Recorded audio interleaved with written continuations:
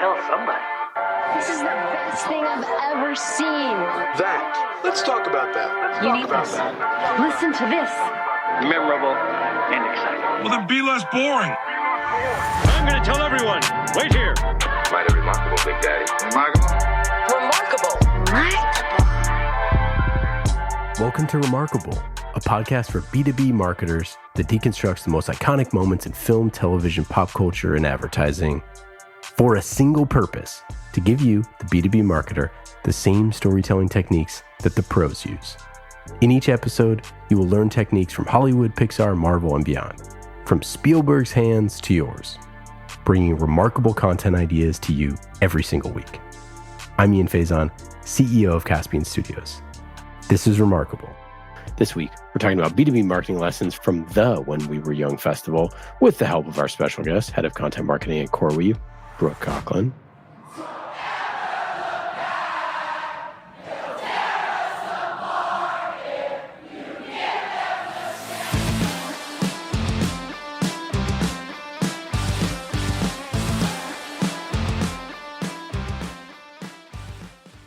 Brooke, how are you?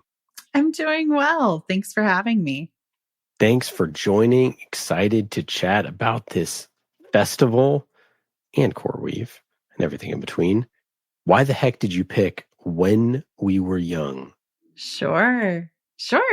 So I chose to talk about the When We Were Young Festival because honestly, it's something that's near and dear to my heart. I've gone last year and I'm going again this year. But I also chose to talk about it because I really do believe that it's a perfect example about, marketing as well. So nostalgia, community, strategic, targeted campaigns. I really think that it has a lot that we can learn from as B2B marketers. And so I think that there's a lot of lessons here. And zooming out, tell us a little bit about your role at CoreWeave. So I am the head of content at CoreWeave, and that means I am responsible for our content strategy. And I lead a team of talented content creatives. So together we're creating a variety of content assets that meet our audience really where they are. So we leverage content to tell the powerful CoreWeave story and also share unique proprietary data and insights with the market. We're kind of at a really interesting point at CoreWeave's history because we are really at the cutting edge of cloud computing and we're powering a lot of really interesting AI enterprises and AI labs as they build out their technology. So being able to create and craft content around specific topics related to that while also driving engagement in that specific space is a really fun place to be. And it's a really dynamic environment to be a part of. Meredith, what the heck is the When We Were Young Festival? So I would say it's a throwback extravaganza. I've never used that word before in my life. And it's a ton of emo and punk bands from the early 2000s who are all coming together for this originally like a single day festival, which is wild. It's like 60, they're like 60 plus bands playing over like 12 hours across multiple stages. Now they've expanded it to a 2-day thing with the same lineup both days. But this year, it's headlined by My Chemical Romance and Fall Out Boy. I think, was it last year Paramore was headlining with somebody else? That was actually the year prior to that. So last year was Blink-182, actually. Love it. Yeah. So it's like these huge names and it's bands that like, I feel like haven't toured in forever too. Like they're coming out of the woodwork, coming out of their probably now day jobs, which makes me sad. But this year I saw like Taking Back Sunday, Jimmy Eat World, names I haven't even thought of since like the early 2000s, like Coheed and Cambria, Simple Plan, New Found Glory, the All American Rejects. Fortunate enough to be in this band now for 20 fucking years. We started in high school. And when I was trying to figure out like where did this even come from? Because I love looking into like the background of whatever we're talking about. It seems to have like materialized kind of out of nowhere. And of course, because of that, there was like tons of skepticism the first year that it was announced, especially like Harbingers of Doom on TikTok. Like people were like, there's no way this is going to happen. It's going to be canceled. This is like another Fire Festival. And others thought it was like just too good to be true because it's all of these bands that are just so nostalgic for us elder millennials. And then when I saw the lineup and I freak out. Oh my God. But what I thought was really funny was it's almost like comical that like even the bands didn't even really know that they were going to be billed. And I found this quote from Matt Skiba from Alkaline Trio. I think that's how you pronounce his last name, Skiba. But he said that the festival initially, they announced all those bands playing before anybody said yes. He said, it was a Fire Festival kind of stunt that works. And I only know that because my band was on that initial flyer with every other band from our whole ilk. And they almost expertly started advertising it before they had a single band on the bill. And somehow all the bands agreed to it. I'm not making this up. Somebody may correct me, but I know that Alkaline Trio, we hadn't confirmed anything. And when we read that, we called other bands that were playing and nobody knew about it. Whoever did that, I'm not even mad. It's like, holy shit, dude. Congratulations to whoever masterminded that. The Lex Luthor of promoters. And I think everybody, including us, is really pumped about it. It's going to be a great time. So whoever like came up with this and was like, we're going to bill all these huge names. Like, let's just do it. And then we'll get them to agree afterwards. They were really gambling there, but they knew that it was a great idea and that people would be excited to do it. So I'm like, that is pretty brilliant, but also like maybe not a great marketing tactic to be like, not a great marketing tactic. We're going to loop all these people in. That is not why I chose this. No. I just thought it was like an interesting detail. I was like, this is such a good idea. They know people are going to be like, okay, we might as well get together with Paramore and Fall Out Boy and all of these. But anyway, nevertheless, the show did and will go on. The first one was in 2017 in, I think it was Santa Ana, California. Now it's moved to Las Vegas. It usually happens the third weekend in October.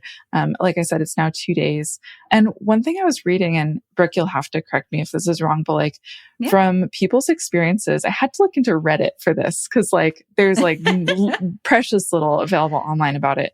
But people were saying that like the bands and stuff like even did like something special for their performance. Like some bands were performing like never before performed songs or doing like deep cuts. Like they were really like playing to the audience, which I thought was lovely. Like we're going to make this special. Was that something that you had seen when you went to? Yeah, actually it was. So last year when I went, I was actually really surprised. So they had some special guests, some that they advertised and others that they did not. So Tony Hawk was there last time and that was really cool. He was expected to be there. What's that? You're familiar. I'm familiar? Yeah. Oh yeah? Have we met? No, I've seen you somewhere before. I don't know. Oh, right. Yeah, I get that a lot. Tony Hawk? Are you? No. I get it a lot, though. I mean, well, I don't know. It's too much of a sellout. I don't want people to think that's me. However, I think All Time Low had a new song out with Avril Lavigne, and she was not on the set list. So she came out during their performance, and she was not the only special guest that came on stage with a lot of the different bands that performed. So it really was a very unique experience. And you know what I found the most heartening and also heartwarming, right? Is that as a kid who went to Vans Warped Tour all the time, a lot of these bands kind of grew up together, right? And so a lot of them idolized each other. So what you would see on stage is these bands like basically having this and building this huge community. Right. And they would be wearing each other's band t-shirts and like pumping each other up and saying, hey, did you see these guys perform over there? Or like, hey, like, you know, we're going to go see these guys in concert here, etc. And so it was really kind of cool just to see the community develop around that, as well as be a part of some of those surprises too. When Avril Lavigne came out, I was like, oh my God, you know, she was somebody that I listened to even in elementary school, like when she was really popular. So Skater Boy, I think came out when I was in, I don't know, 5th grade.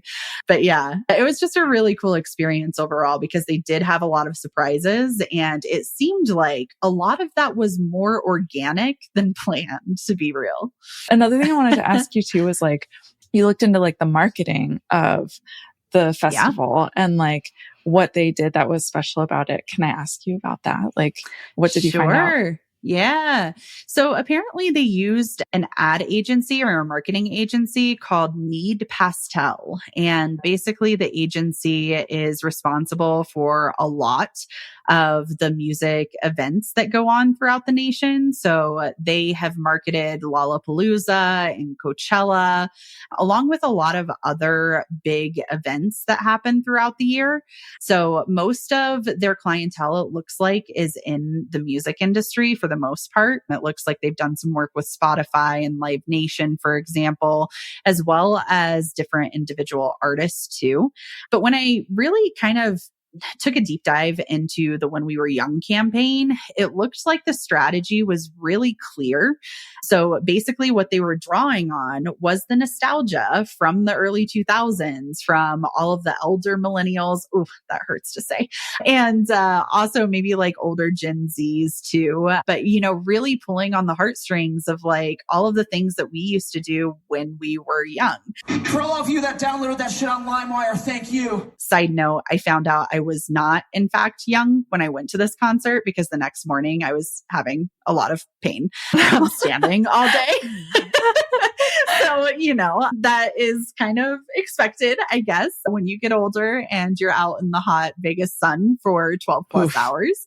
But yeah, I mean, I think that what was really cool about what this Need Pastel marketing agency did was they really honed into their audience. And Coachella is very different in their approach. Of course, there are some overlapping things that they're doing as far as campaign distribution tactics and whatnot. But the message is very different and it's very targeted toward the audience. Now, I know, Meredith, you and I talked a little bit before. You said that, scene kids, like that was a thing as well. And so, from the scene kids to the emo kids and everyone in between, like it feels like they have a very targeted approach on who they're going after. And they also knew that a lot of these bands like toured together when they were first starting out. So maybe that was part of the, tactics that they used. Obviously, Need Pastel was not like the one in charge of developing and organizing and orchestrating the events, signing the bands and getting all of that together. But the approach to the marketing that they took, where they had a lot of social campaigns going out that were revisiting some of like the younger years and all of the trends that, we were familiar with, like burning CDs and showcasing like very old footage of Vans Warped Tour and like how they would highlight some of these bands from when they were younger and like showcasing all of their shows and the videos from that. I just thought it was really smart the way they did that, even with the branding too. So I think we talked about this before too, but the posters and the flyers and the emails and everything that they send out has a very unique look and feel. And so, from the way that they present the poster of like who the lineup is, all the logos of bands and whatnot, this year they did that with album covers. And they did that with, it basically looked like a CD case. And then on the back, all of the bands were next to the album names that they would be performing. And this year, particularly, I'm not sure exactly if they're picking a year or just their most famous album or whatever it is, but each band is performing their set list from like their most popular album. We have a song that we're about to play off a record called Catalyst. This record is about to turn 20 years old. Or an album that's really well known. And so it's kind of cool because I remember having most of these CDs up on my little CD organizer visor in my car. And, elder millennial here. But like, same. I think that, that is something that's really cool to hone into and like really target people in a way that's emotional and also like really unique too. I mean, this is authentic. This is something that, we grew up with. This is who we are. For all of you that bought that shit for $40 20 years ago at Kmart, thank you. And to be able to, dial into that in a really strategic way, they're doing something that not a lot of people are. I love that one of the visuals for the when you walk in to the concert is using the checkered, the black and white checkered as like that's so smart. It really is. I mean, that's like it really is. Everybody has a pair of Vans checkered shoes. If you were a scene kid or an emo kid, or if you listen to that music consistently, you have a pair. I have a very old pair, and then I have a brand new pair because I'm going to the festival. So, Vans should definitely consider sponsoring this. I love it. That's right. I know they have to. If you're listening, Vans, just write the check. My wife has her Vans from high school. We got my son some Vans. Yeah. They're great shoes. They're really cute. Fun fact, Meredith, Kyle, who we work with, he was the ultimate Vans guy. That guy lived in Vans. Awesome. Yeah. Anywho, I will say this, as someone who has created a conference before and has built a couple companies and know how hard it is to get anything launched ever in this world, that there is really good advice there, which is creating the poster of all the bands on there is brilliant, right? You have to show people what it would look like. And I think that it's a really key element that this is something that we internally at Caspian, as we're pitching people podcast ideas and video series ideas and fiction show ideas and all the crazy stuff that we pitch people, it's a lot of work to like go and create something like special before, to start working before you're even getting paid for anything. But I have found over the years that if you can mock something, it's so much easier, right? It's like so hard to get an idea of something in a Google Doc, right? But if you can mock it, if you can see it, I'm sure that when, from the quote that you shared, Meredith, which is so funny, Matt from Alkaline Trio, his quote where he sees their band on there and he's like, okay, this is crazy. We didn't agree to this. Like, what is this? And then, calls the other bands. But I think what's so interesting about it is, but when you see your band up against, all those other bands and you see When We Were Young and you see all that stuff and you go, that would be pretty cool though, right? And I think that that's basically what happened, right? Is that they're like, yeah, you know what, I'll do it. And sort of everybody agreed. It's like, imagine if we could get, quote unquote, the band back together, right? Or in this case, the bands back together. And that's actually what happened. And I think, Brooke, you really nailed it, that these bands, all these people actually grew up together because they were all on tour together. So for them, it's getting them back in the room. And I think that is a really interesting piece of this too, which is, you have to sell them to do this in the first place. But I think sometimes we underestimate in B2B marketing that the people that we're going after, the really hard to reach people, you think of the CISO or whoever it is, that those people want to get together with their peers too. And that so often we want to insert ourselves into the conversation as much as possible. But perhaps there's often a better way, which is, I'm just going to get y'all together and just get the heck out of the way and let you catch up. And I've seen this happen so many times with marketing efforts that we've done, where, you get a lot of people who used to work at Salesforce together or Marketo together or HubSpot or, whatever it is, or tell the early days of marketing automation or tell the early days of XYZ. And they just get to reflect and go, oh my gosh, you were this. And you're like, whatever, you're like, I was just getting people coffee. That's all I was doing. And like, et cetera, et cetera. And I think that it's not just playing on the audience's nostalgia. It's actually playing on the talent's nostalgia as well. Because of course they want to get paid and maybe they want to go back on tour, maybe they don't. But there is something special about like, hey, should we all get this thing back together? And that part, I think that they really nailed of like, imagine if this actually happened. Now, they probably should have gone to all of them directly, individually and not announced it publicly. But the final piece here, and then I'll end my rant, is that there is no shame in announcing something and then saying that that it's not happening, right? There is shame in announcing it with people attached that have not been agreed to. But to say, hey, we're going to do a tour called, When We Were Young tour, where we're going to get your favorite, bands back together, that would have been completely fine, right? Like, or if you had, let's say you made a mashup video that was like, we're working on this, imagine this, and put like a super cut of all those bands together. Imagine if this was the poster. Imagine if this was all happening.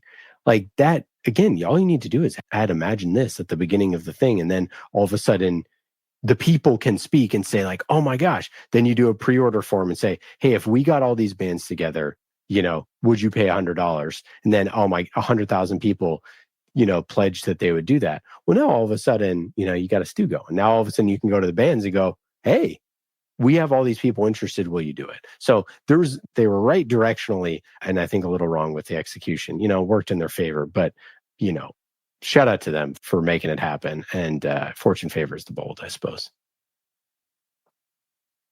Okay, marketing lessons from When We Were Young Festival. So Brooke, what else I think that we talked a lot about leveraging trends strategically. So this dials into the nostalgia aspect of it. But, there's also a lot of people currently talking about generational difference or retro bands, which again hurts my heart. But, all of these things I think are really important to note in today's culture. So, maybe not as much 3 or 4 years ago when all of this was starting to be created. But, Disney just released something with a lot of emo bands where they are redoing Disney songs, and they're basically going to be in Walt Disney World performing some of these songs, right? Can you feel the love tonight? So it's actually kind of cool to see, because then now you're pairing up two different kinds of personas that you don't necessarily think might go together, but they do. And so I think that When We Were Young is really tapping into not only the emo and pop punk nostalgia that resonates with a lot of millennials, but they're also creating a strong emotional connection that really drives engagement because it's trending, right? People are interested not only from, the persona of somebody who grew up with this music, but it's kind of coming back now in different ways. And so I think that they do a really good job of, dialing into that. But in the context of B2B marketing, what we can learn as a brand and as a company that's trying to kind of tap into some of that is I think that when you hop onto a trend, you need to be a little bit strategic about it. Now, maybe this includes revisiting what worked for you in the past and what really was driving that success, right? So I think that, a lot of this was really playing into their audience. So, knowing your audience is another way that you can kind of dial into the trends, right? Are they even interested in that trend that's happening right now? So, whenever it comes to content marketing and B2B, you really have to frame everything that you do around your target audience. What matters most to them? Right. And I think that When We Were Young is doing a really great job of that in a lot of different ways. I'd also like to talk about how they do a great job with building a community of advocates. So we talked about word of mouth being a really great amplifier in this space, but this festival's lineup is featuring a lot of bands with really fiercely loyal fan bases, right? And so a lot of us listened to them in high school, but, have still probably listened to the same songs over and over and over again when we're having bad days or when we need some comfort, etc. And so that means that when you see all of these bands coming together, one, the original reaction was, is this even real? But two, it gives you a sense of oh my gosh, I have to be there and I have to tell my friends about this, right? And so I think that for B2B marketers, really leveraging customer advocates or people who are just really excited about your product or service to amplify your message builds trust in a wider audience. So choose customers who love you, who love your product, who love your service, and leverage them to tell others about you, right? So whether that's, case studies or live discussions at industry conferences or webinars where you can really highlight their success because of your specific innovation or your tools that helped them get there, that strategy is very applicable to B2B. And I think that there's a lot to learn from what When We Were Young did, and also taking those advocates and putting them toward amping up your brand and amplifying that reach. Real quick.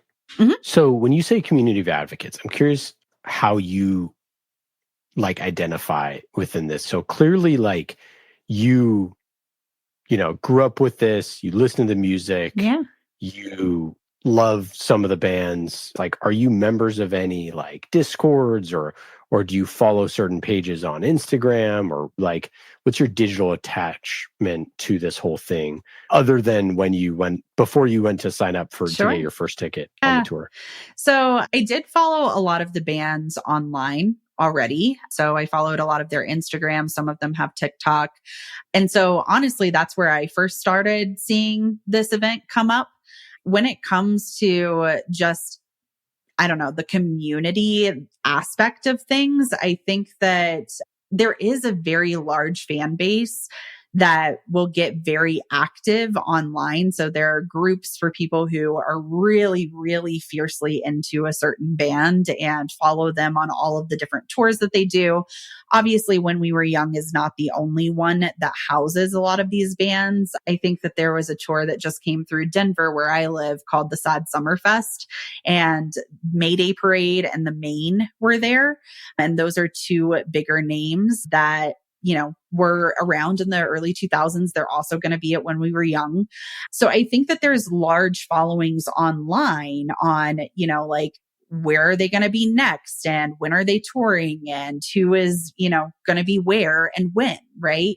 I see a lot more on the festival sides and on the individual concerts come up, but I do know that there are communities on Reddit, on Facebook, on Twitter that actually follow these bands and have conversations and make friends within the community to actually meet up at the festivals. So When We Were Young actually has a Facebook group dedicated to the event, and people are making plans to meet up at pre-shows around Vegas before the actual day. So there's a much larger community, and I can't speak to, being involved in that side of things as closely, but I've definitely followed the bands from afar, at least online, and just watching what they're up to, which is probably how I know about the Disney thing.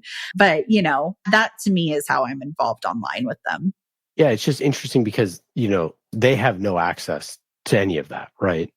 They don't have access to the band pages. They don't have a huge list, starting this from scratch, right? And I think that this is just something that happens all the time in marketing that people obsess over. It happens every time when you go to make a podcast. We were like, well, how can you build an audience? And you're like, well, the audience is there. They're already there. You just have to figure out a way to activate it, right? It's very different from selling something, right? Selling something is like you have to convince someone to sign the dotted line.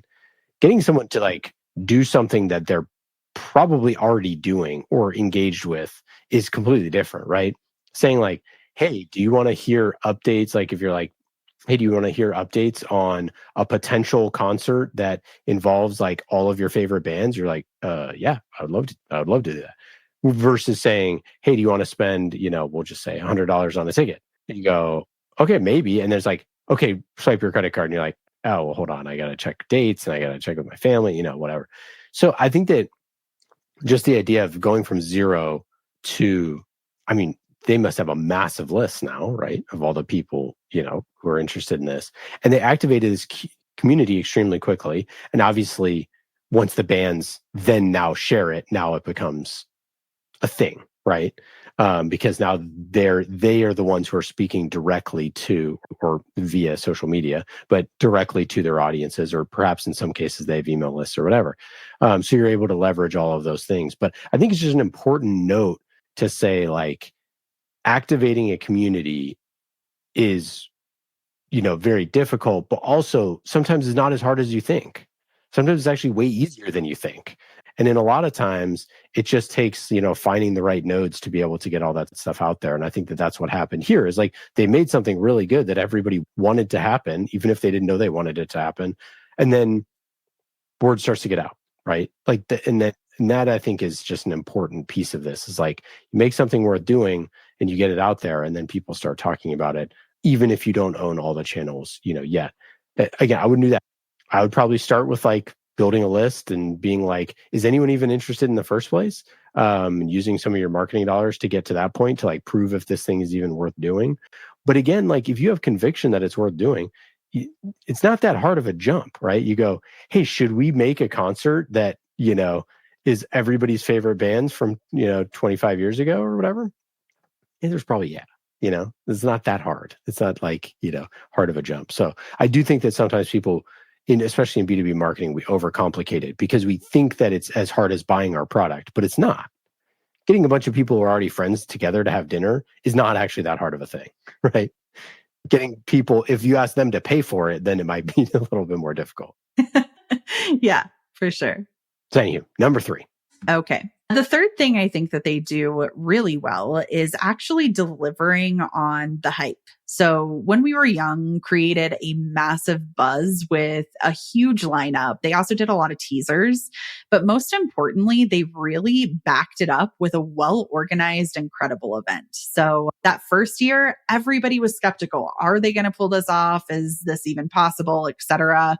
But they actually delivered. And, maybe in some cases that was luck and the community, right? That was pulling behind it because of, a lot of the bands didn't actually know that they were going to be doing this, which is interesting. But honestly, I think that credibility is so important. So you can't just hype something up, whether that's your product or service, and not have it live up to expectations. So as marketers, I think it's really crucial when you're thinking about B2B to build trust and credibility from the get-go. So whether that means that you're creating content that is factually accurate and all of the products and features, functionalities live up to what you're selling them as, that is important, right? So you need to establish your brand as a go-to resource, but you do that by being credible.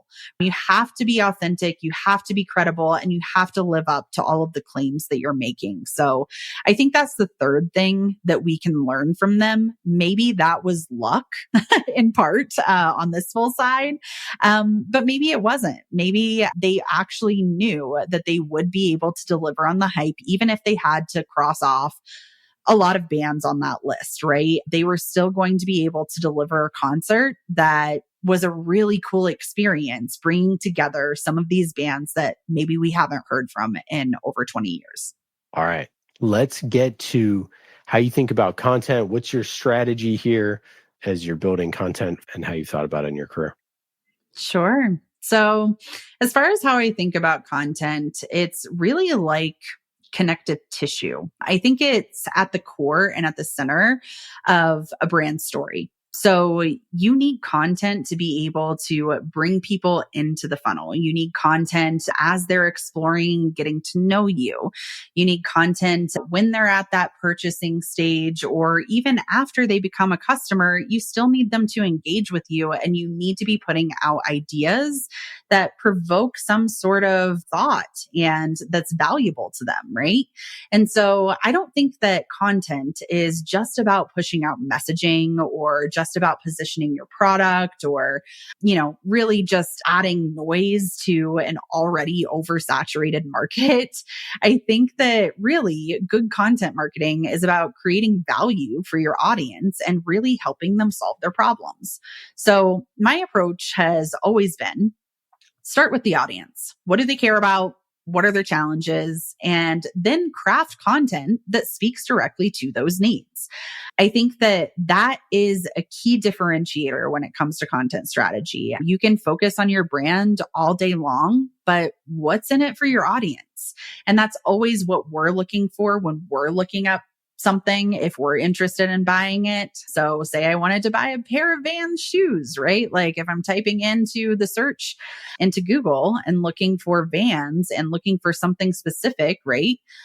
I want a specific answer. But when it comes to B2B, your business can also answer those questions because you specialize in something very, very unique, right? Whether that's proprietary data that you have or expert insights or, even just a vision for the future. I think that those things are really impactful and they add value to your content. And so I think that, content should be strategic, it should be measurable, and it should be aligned with your broader business goals. But I also think all of that has to be tied back to why you're actually doing it in the first place. Why are you actually writing the content? And always that answer is going to be for the audience who's reading it. So, what about, your favorite pieces of content or campaign that you've worked on?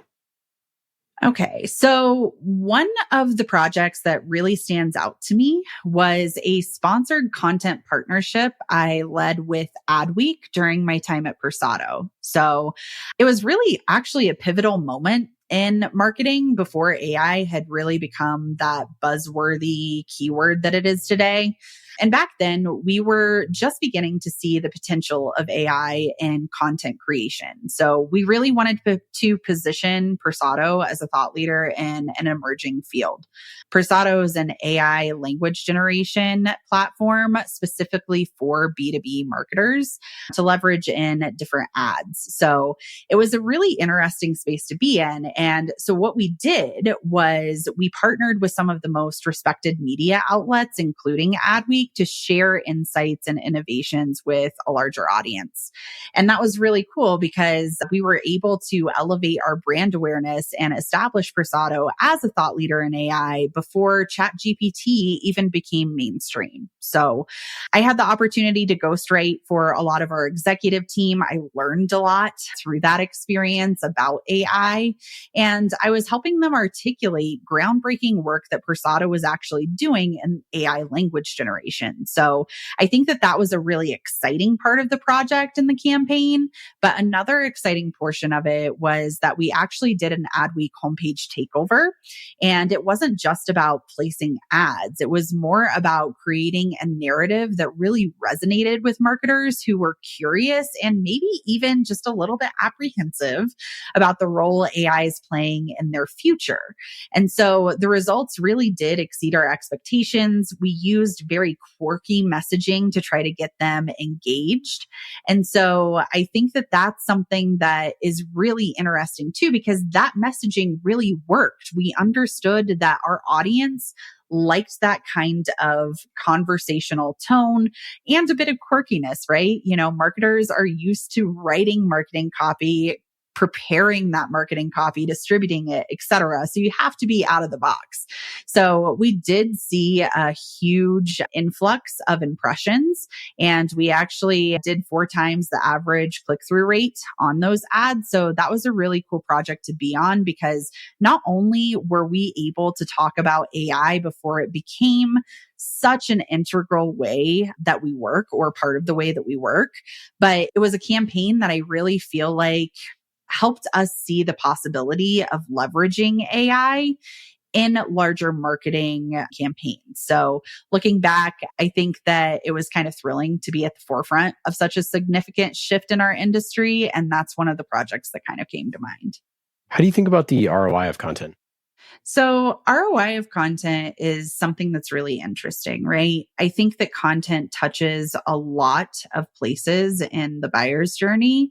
And so ROI is not easily measured. When it comes to content, I think that it's a blend of quantitative as well as qualitative results. So on one hand, you have metrics like traffic and engagement and even conversions if you have some form fills for people to fill out to get an ebook, for example. But those give you a clear sense of performance when it comes to like actually seeing tangible quantitative results, right? But on the other hand, there's the brand awareness and the brand equity that comes from building trust and credibility over time. And that's really harder to measure, but it's also equally as important, because if you're not talking about what you're doing, the innovations that you have, highlighting your subject matter experts, etc., then you're not going to widen your reach and let people know about you as a company and what different value you can provide to that audience. And so I think that, you know, as you keep the audience at the center and forefront of everything that you create, you need to consider that they want a conversation, and conversations aren't easily measured. So I always advocate for setting clear KPIs from the start, understanding the purpose of your content. So that way you can understand if this is a thought leadership piece and it is genuinely for thought leadership, you may not get quantitative metrics that are really hard and fast, but you also have to recognize that content's value comes in a lot of different ways and it extends beyond those immediate ROI returns. Honestly, I think that it touches every piece of the buyer's journey, and that is just as important as some of the quantitative metrics that you can showcase when putting them in front of an executive and saying, hey, here are the clicks that we got, right? Well, what are those clicks really? What is the revenue that comes after that? The conversation is just as important because content is really about long-term relationship building. And then what about one cool thing that you're working on right now that you're super excited about? So we are currently working on a new content hub at CoreWeave, and that's going to be a really interesting launch for us. So previously we had a lot of blogs, we have a lot of other content as well, but they're all housed in different places. And so we need a central repository where we can gather all of our content pieces in one place and make it really easily accessible for our audience. But it's designed to be more than just a content hub or repository. It's designed to be a comprehensive platform where we're able to share insights like case studies and thought leadership pieces, videos even of customers that are experiencing the technology and really able to see the benefits there, right? And I think that by having all of that in one place and making it easy to find, it tells a comprehensive story. It showcases the value not only that CoreWeave provides, but it showcases the trends that are happening in the market. So, our customers, our prospects, anybody who is just exploring content on our site can stay ahead of the curve and be prepared for what's next. So it's a big project. My team is working really hard on it, but I'm really thrilled about the impact that it's going to have. I've had a lot of success with resource centers in the past. And so I really do believe it's a project that's going to help position CoreWeave as a thought leader in our industry. And what's your best advice for a first-time head of content or head of content marketing? So I would say that, whenever I come into a role, I always try to assess the lay of the land. I want to understand, what's working, what's not working, where are there areas for improvement, and how can we make an impact? But first and foremost, I like to listen and learn. So honestly, you have to understand what makes a company tick. What is the passion and motivation behind starting it in the first place, right? And a lot of times you get that from people who are higher up, who have been there for a while, or even from the founders if they have the time to share with you. So I think that when you're coming into a content role, you really need to look at the lay of the land on what you've produced, what the company has seen success with, where there might be performance gaps, and then also what is your strategy based on that information? After talking with the key stakeholders, after getting to know some of the people who are in the weeds with this stuff day in and day out, after understanding all of the passion that went into creating this company, what are the content assets that we have to promote that? Is there any kind of framework or strategy surrounding that? And then looking at the performance and the data to see, okay, well, is our audience resonating with that, right? Are we explaining it accurately?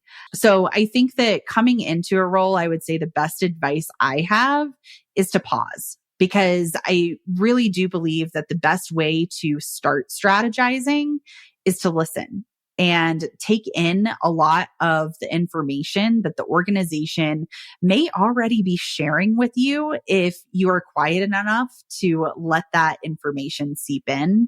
The market is also going to tell you a lot about what's out there currently and what it's seeking.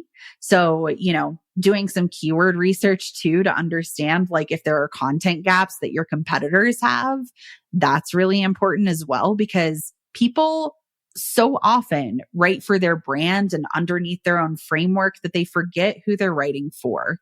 And they are honestly writing content to answer questions that the market has. So searcher intent is really important. And I think that there's a lot of interesting insights you can glean from what's ranking currently that you've already produced and what's not. And so there's a lot of cool insights that you can gather. And so one of the first things that I always do is just pause, listen, and then assess. because I think that that is going to give you a much better foundation for content strategy going in than just hitting the ground running. Brooke, it has been wonderful having you on the show. Thanks so much for joining. Thanks. Any final thoughts? Anything to plug? Our listeners, by the way, our listeners should go to CoreWeave.com, check them out. If you haven't already, which by this point in the podcast, you probably already have, but hey, go check out CoreWeave, the AI hyperscaler. Anything else? I think, honestly, the only last thing that I would say is I know we've talked about your audience a lot on this show, but I think that, for content specifically, When We Were Young does this really well, but for content marketers looking to create B2B content, I think that it's so important to never lose sight of the human element, whether that's your internal team, your customers, your prospects, the market, the industry, or your partners, right? Building strong relationships is key to long-term success. And even as AI evolves and changes, the human element is always going to be most important. And that's something that we have complete control over. So always keep that center of your focus in mind, is that those relationships are what's going to propel you forward and help you long-term in your career. Amazing. Thanks again, Brooke. We really appreciate it. And we'll see you at When We Were Young. Thank you. Yeah. I hope to see you there in a crowd of 1 million. That's right. All right. We'll be the ones wearing Vans. Awesome. Easy to spot. All right. Bye. Take care. Well, that's it for today. I hope you got some good ideas for your B2B content. Thank you for listening to Remarkable. I'm Ian Faison, CEO of Caspian Studios. Remarkable is created by the team at Caspian Studios, B2B podcast as a service. Caspian also creates fiction series for B2B companies, so if you want a business thriller, you can learn more at caspianstudios.com. Hollywood-style storytelling for B2B. And in today's episode, you heard from myself, Ian Faison, and Meredith O'Neill, senior producer here at Caspian Studios. Remarkable was produced this week by Meredith O'Neill, mixed by Scott Goodrich, and our theme song is Solomon by Falak. Be remarkable and rise above the noise.